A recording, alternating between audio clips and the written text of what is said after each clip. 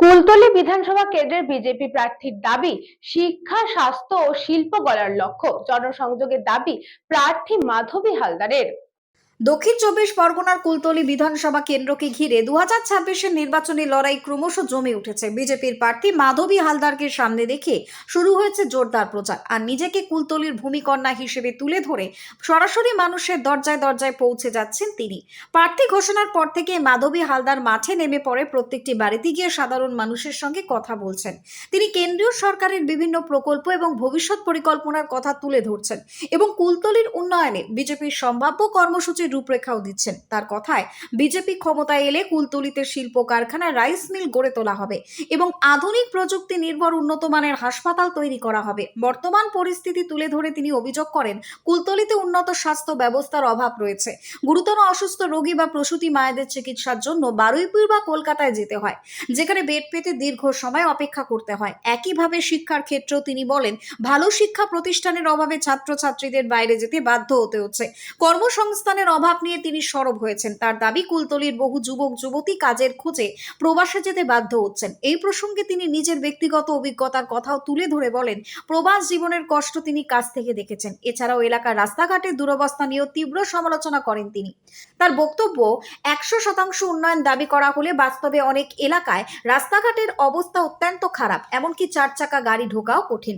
শাসক দল তৃণমূল কংগ্রেসের বিরুদ্ধে তিনি একাধিক অভিযোগ তুলেছেন। তার দাবি, সাধারণ মানুষের উন্নয়নের বদলে ব্যক্তিগত উন্নয়নই বেশি হয়েছে এবং এক প্রাক্তন বিধায়কের বিপুল সম্পত্তি বৃদ্ধির কথাও তিনি উল্লেখ করেছেন। সবথেকে কুলতলির মানুষকে উদ্দেশ্য করে মাধবী হালদার আবেদন জানান, আপনারা আপনাদের ঘরের মেয়েকে একবার সুযোগ দিন, আমি আপনাদের পাশে থেকে কাজ করতে চাই।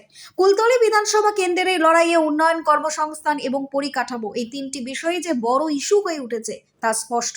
এখন দেখার ভোটের বাক্সের প্রতিফলন কিভাবে পড়ে।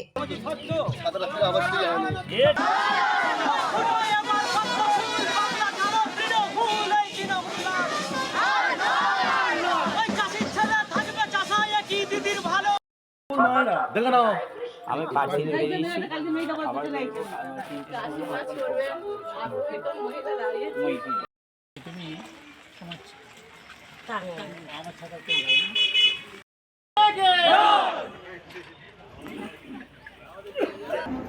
কৃষকের মেয়ে, যার অ্যাকাউন্টে 1000 টাকাও নেই, সেই রকম একটি পরিবারের মেয়েকে দল এরকম কঠিন জায়গায় লড়াইয়ের জন্য নামিয়েছেন, ভরসা করেছেন। আমি দলের কাছে কৃতজ্ঞ, সেই সঙ্গে কুলতলির মানুষের কাছে আমি কৃতজ্ঞ। কুলতলির মানুষ, আপামর জনসাধারণ যেভাবে আমার পাশে দাঁড়াচ্ছেন, আমি তাদেরকে প্রথমে ধন্যবাদ দিতে চাই এবং আমার প্রণাম জানাই সকল কুলতলিবাসীকে। দক্ষিণ চব্বিশ পরগনা থেকে Bablu প্রামাণিকের report, news Banga time. St. Augustine's Day School, Barrackpur. Success for every child. Admission open 2026 to 2027. Contact number 9007934555. আপনার সাধ্যের মধ্যে সোনার গহনা কিনতে বা গড়াতে চাইছেন? তাহলে আর দেরি না করে অতি শীঘ্রই চলে আসুন ইছাপুর আনন্দমঠ স্টেশন রোডের উপরে অবস্থিত JM জুয়েলার্সে। আরও বিশদে জানতে অবশ্যই রাত 8:05 আমাদের Facebook page JM jewellers follow করুন।